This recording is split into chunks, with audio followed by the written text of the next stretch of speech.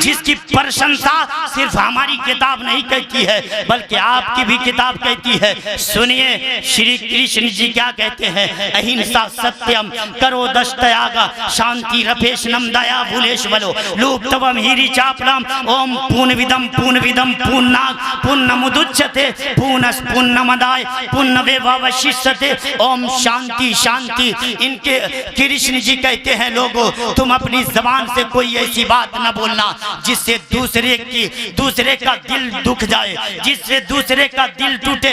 आज हाल क्या होता है हजरात, ये तो वो कह रहे हैं लेकिन हमारा धर्म क्या कहता है। मेरे नबी फरमाते हैं अल मुस्लिम मन सलिमल मुस्लिमूना मिन लिसानिही व यदिही। मेरे आका फरमाते हैं मुसलमान सच्चा वही है जिसके हाथ से जिसकी जबान से दूसरा मुसलमान सुरक्षित रहे। मतलब ये है धर्म कोई भी नफरत नहीं फैलाता है।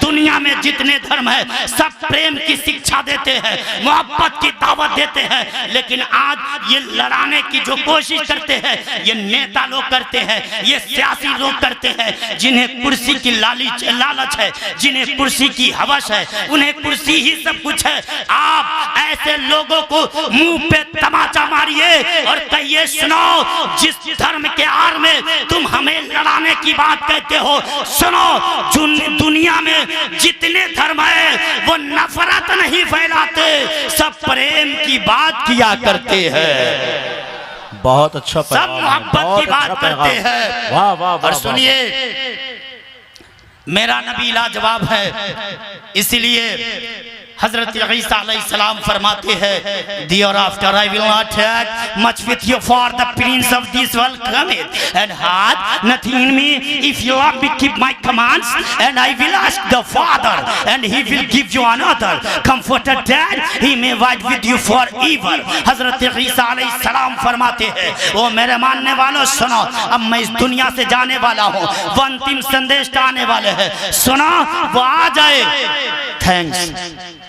यही हमारे भारत की सारे जहां से अच्छा हिंदुस्तां हमारा, हम बुलबुले हैं इसकी, ये गुलसेता हमारा।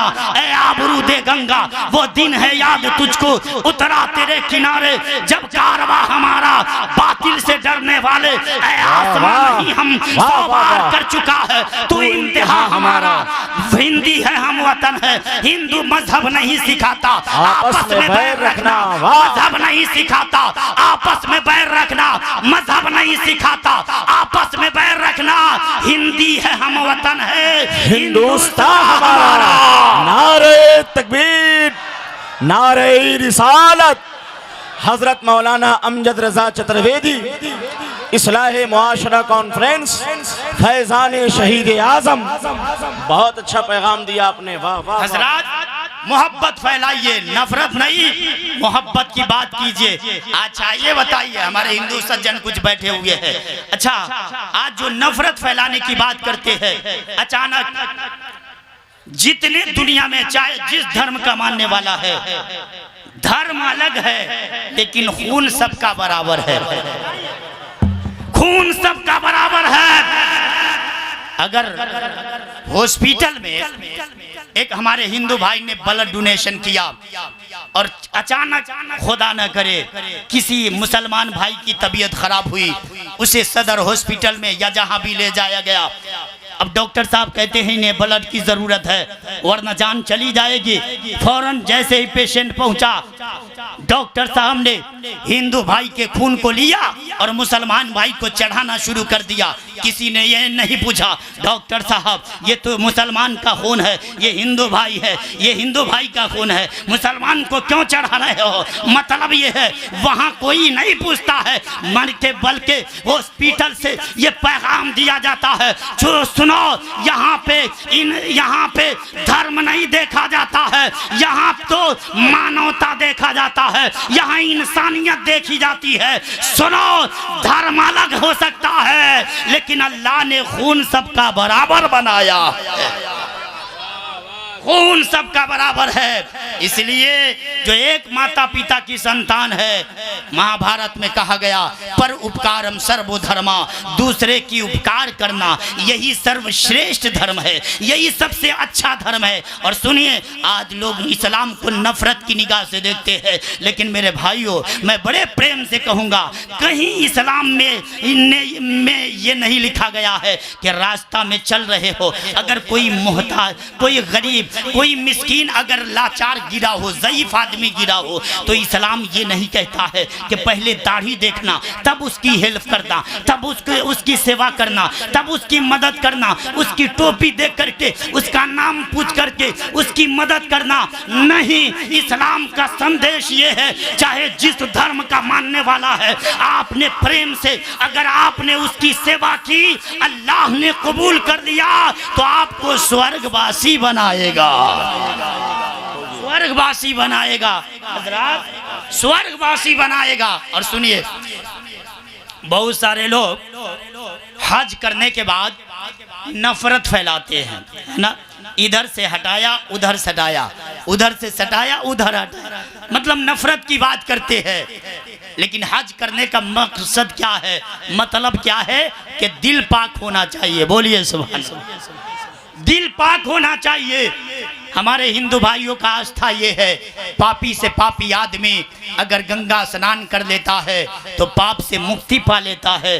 तुलसीदास कहते हैं, गंगा गए 3 जना, चित चंचल मत चोर, एका पाप न काटियो, लादन 10 मन और। तुलसीदास कहते हैं, लोगों अगर कोई गंगा स्नान करने के लिए गया लेकिन अपने हृदय को पाक न किया, छल से, कपट से, हसद से, बुग़्ज़ो एनास से, तो वो पाप से मुक्ति नहीं पाता है, बल्कि 10 मन और पाप लाद कर वापस आता है। इसीलिए एक शायर कहता है, तन को धोया नहीं, बोलिए ना, तन को धोया नहीं, मन को धोया नहीं, बाद गंगा नहाने से क्या फायदा। और माँ की अज़ीमत को जो तूने समझा नहीं, फिर तो काबे में जाने से क्या फायदा। आज बेचारी माँ 10 रुपये की दवा के लिए बिस्तर पे कराहती होती है, लेकिन ये बेचारा अपने होम मिनिस्टर को अजमेर घुमा रहा है, देवा घुमा रहा है, कलियर घुमा रहा है। सुनो, आज इस भूती की सरजमीन से शहीद आजम कॉन्फ्रेंस से अमजद रजा नूरानी का पैगाम नोट करके जाओ नौजवानों।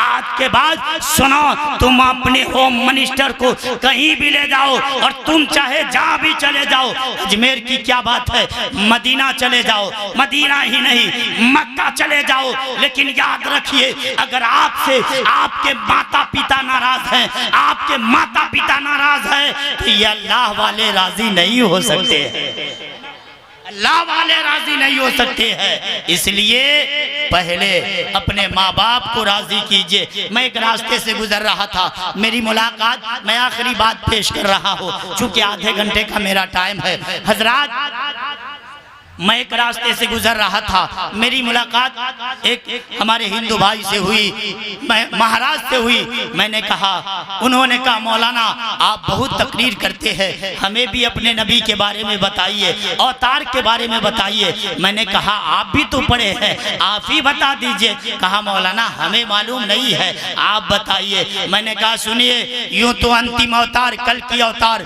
जगत गुरु पुरुषम दीपयंती की बहुत सारी खूबी है, गुण है, लेकिन मैं तुम्हें 3 खूबी बताने जा रहा हूँ। ध्यान पूर्वक सुनने लगा। कहा, बताइए। मैंने कहा, सुनिए, पहली खूबी आपकी किताब में ये लिखी गई है, पहली खूबी वो अंतिम संदेष्टा की ये होगी, अश्वमा शुमा रूहा देव दत्तम जगतपति असीना साधु दमन मष्टैश्वर्य गुणान्विता विचरत्रा शुना छोड़ियाम हाइना प्रति मधुति निर्पलिंग छंदो दस्युन कोटिशु। मैंने कहा, सुनिए, वो अंतिम संदेष्टा जो आएंगे, अल्लाह उन्हें घोड़े की सवारी यानी बुरा कता फरमाएगा, सुभान अल्लाह। दूसरी खूबी मैंने कहा सुनिए, आपकी किताब में लिखा गया लिंग छेदीशिगिना शमशुरोधारी शदूष का उच्चलापी सर्ववक्षी भविष्यति जनो ममा। मैंने कहा सुनिए, आपकी किताब में लिखा गया वह अंतिम संदेष्टा जो आएंगे तो खतना शुदा पैदा होंगे, जिनकी आंख में सुरमा किया गया होगा, जिनके बाल में कंघी की गई होगी। मैंने कहा बताओ कोई दूसरा बच्चा ऐसा पैदा हुआ? कहा महाराज दुनिया में कोई ऐसा बच्चा पैदा हुआ तो उसी बच्चा का नाम मुहम्मदुर रसूलुल्लाह है, उसी बच्चे का नाम मुहम्मदुर रसूलुल्लाह है। मैंने कहा सुनिए, आपकी किताब में लिखा गया तीसरी खूबी ये होगी अतत शाम भविष्यन्ति मनान शिविष्ठानि वै वासुदेवम गरागति गरागति। उन्होंने कहा महाराज ये गरागति गरागति क्या कर रहे हो? मैंने कहा यही तो नबी की खूबी बयान कर रहा, यही तो नबी की खूबी बयान कर रहा हूँ। कहा मौलाना वो क्या? मैंने कहा सुनिए, वह अंतिम संदेष्टा जो आएंगे जिनके बदन से सुगंध निकलेगी, खुशबू निकलेगी, जो हवाओं में मिलकर लोगों के मन को निर्मल व मुअत्तर कर देगी। और सुनो, वो जिस रास्ते से निकल जाएंगे वो रास्ता महकने लगेगा। सुभान अल्लाह।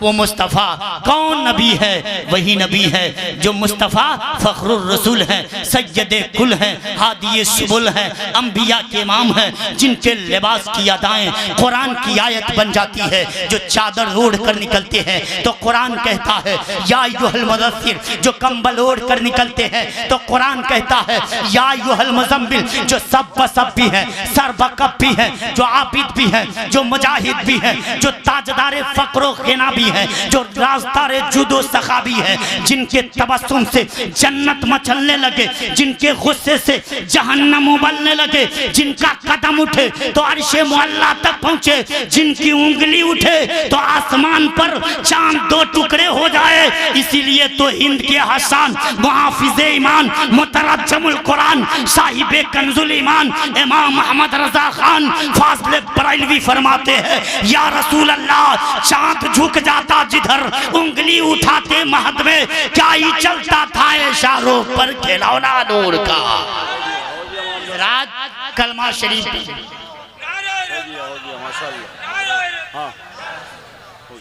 कलमा शरीफ पढ़िए पूरा मजमा ला इलाहा इल्लल्लाह मुहम्मदुर रसूलुल्लाह। चूँकि उलमाए किराम की कसरत है और हर आदमी को टाइम दिया गया है, इंशाअल्लाह कभी टाइम मिला बयान होगा।